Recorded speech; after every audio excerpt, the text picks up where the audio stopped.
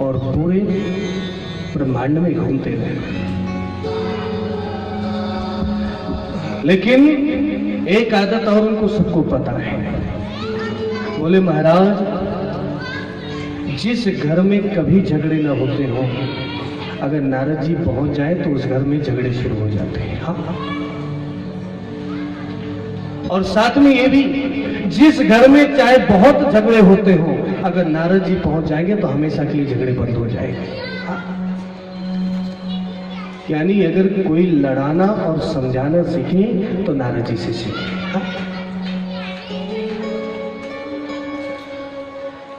नारम ज्ञानम ददाति इति नारद। आज नारद जी कहते हैं कैलाश पर्वत में आए, जैसे ही देखा कि बाहर जो है भगवान भोलेनाथ अपनी तपस्या में बैठे हैं, मन से उनको प्रणाम किया और सीधे अंदर चले गए माता पार्वती के पास। विचार किया, बहुत दिन हो गए, ना तो कैलाश में, ना तो वैकुंठ लोक में भगवान विष्णु लक्ष्मी जी के बीच में, ना तो ब्रह्मलोक में ब्रह्मा जी के बीच में किसी से झगड़े नहीं हो रहे। और किसी किसी की आदत होती है, अगर बहुत शांति हो, झगड़े ना होते हो ना, तो उनका मन शांत नहीं रहता। हाँ, थोड़ा सा कुछ चटपटा होना चाहिए। हाँ, नारद जी ने विचार किया, बड़ी शांति है, इतनी शांति अच्छी नहीं होती। पहुंच गए माता पार्वती के पास। माता पार्वती ने उनको आसन दिया। बड़े दिनों के बाद आपका आगमन हुआ है, कहाँ से आए हैं? नारद जी ने कहा, मेरा मत पूछिए, अब तो कहीं जाने की इच्छा नहीं होती। हाँ?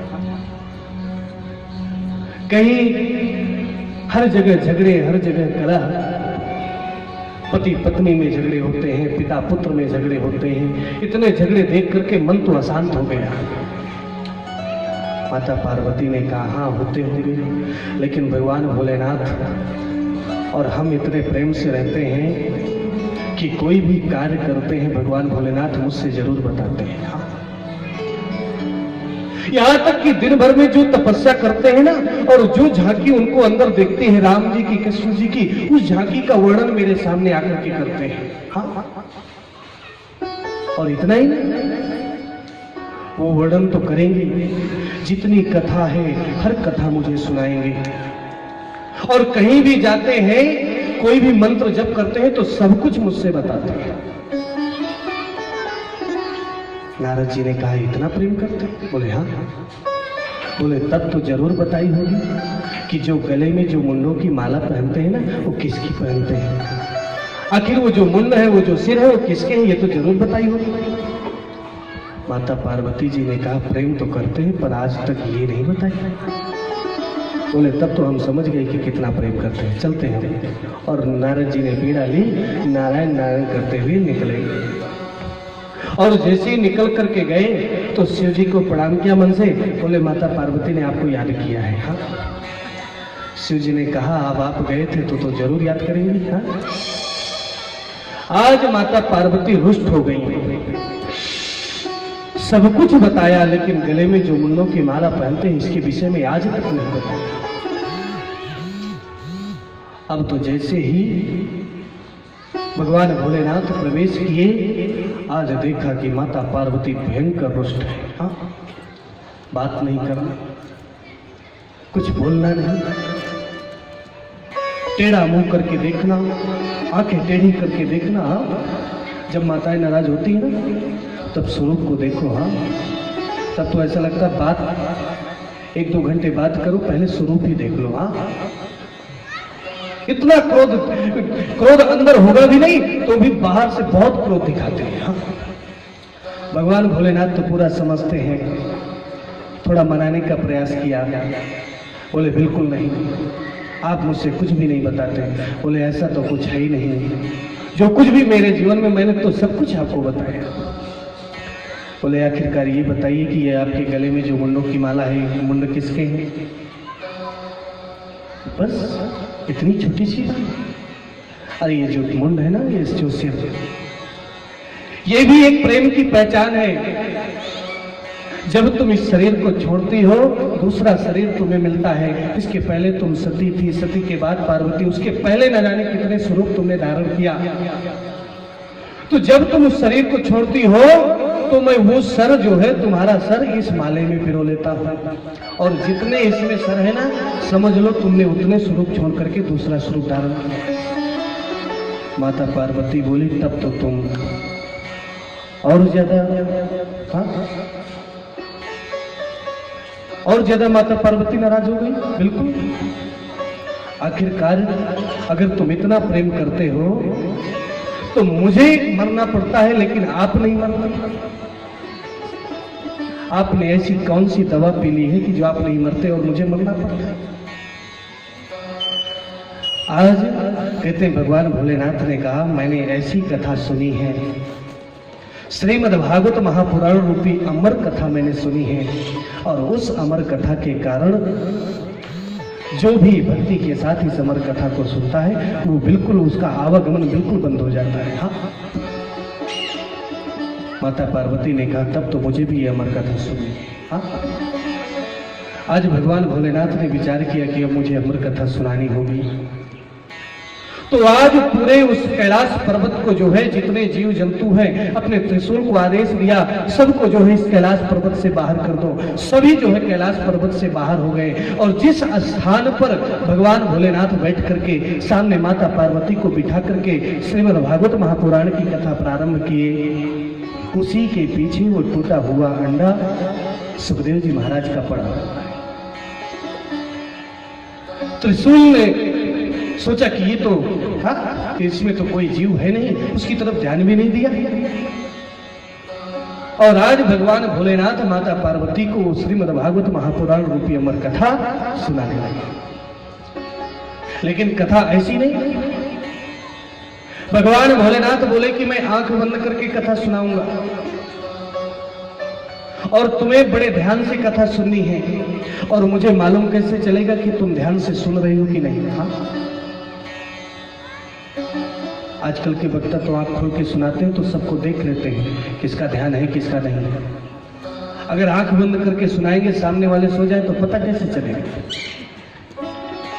बोले हर जैसी मेरा प्रसंग पूरा होगा तो आपको उस शब्द बोलना है, तो उस आवाज के कारण मुझे पता चलता रहेगा कि आप कथा ध्यान से सुन रहे हैं और मैं आपको सुनाता रहूंगा।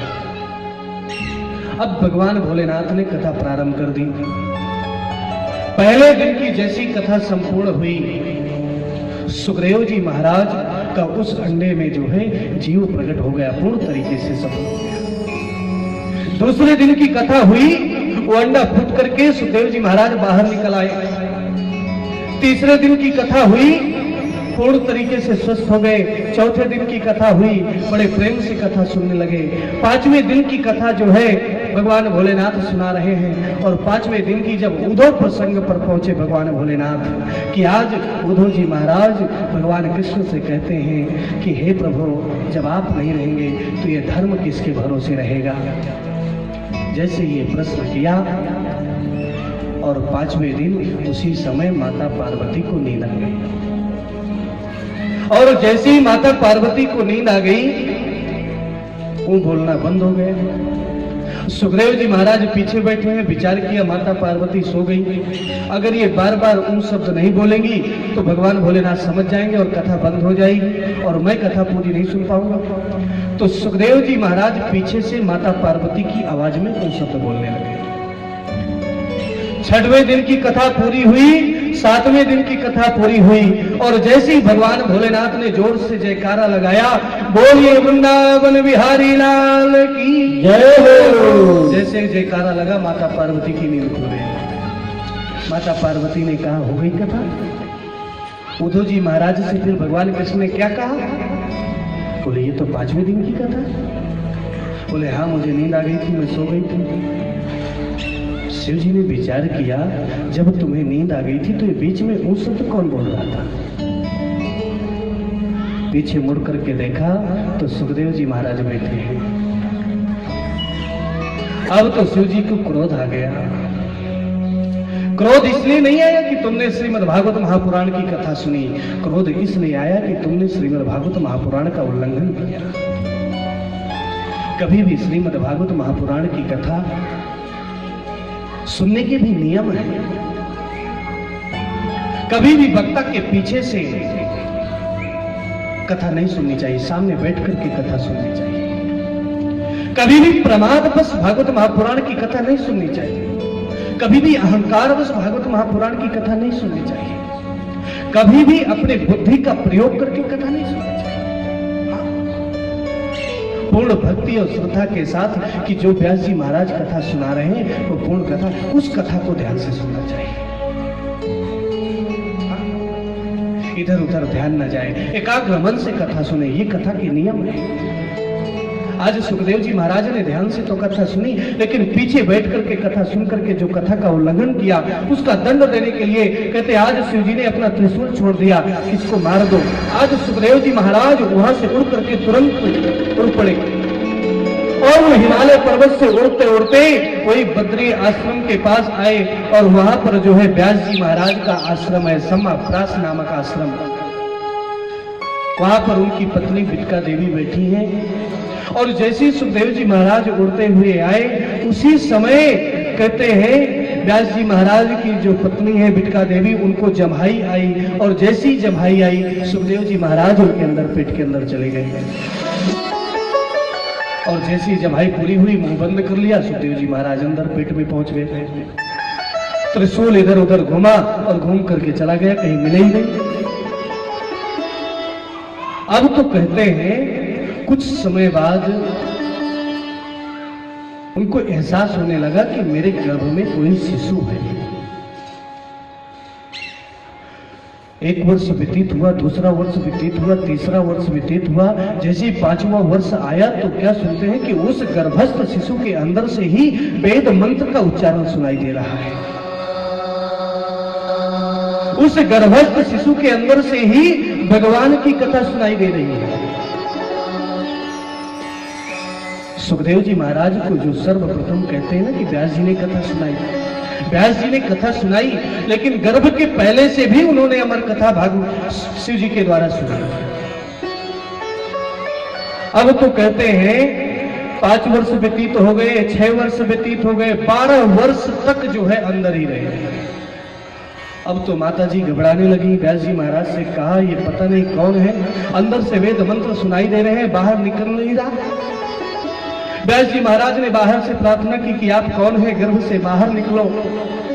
उन्होंने कहा बिल्कुल नहीं, मुझे अंदर ज्यादा सुख है। हाँ, अंदर किसी भी प्रकार का बाहर आऊंगा तो अलग मुझे मकान बनाना पड़ेगा, व्यापार करना पड़ेगा, परिवार में फंस जाऊंगा। ये विष्णु की माया में मुझे नहीं फंसना, मैं अंदर ही भगवान का भजन करूंगा। तो अंदर कोई मकान है क्या? अंदर रह रहे हो, बाहर निकलो। अंत में कहते हैं भगवान स्वयं नारायण को वहां पर आना पड़ा और उन्होंने आदेश दिया कि तुम बाहर निकलो, मेरी माया तुम्हें ग्रसित नहीं करेगी। तब सुखदेव जी महाराज कहते हैं गर्भ से बाहर आए और गर्भ से बाहर आकर के सीधे जो है जंगल की तरफ चल दिए।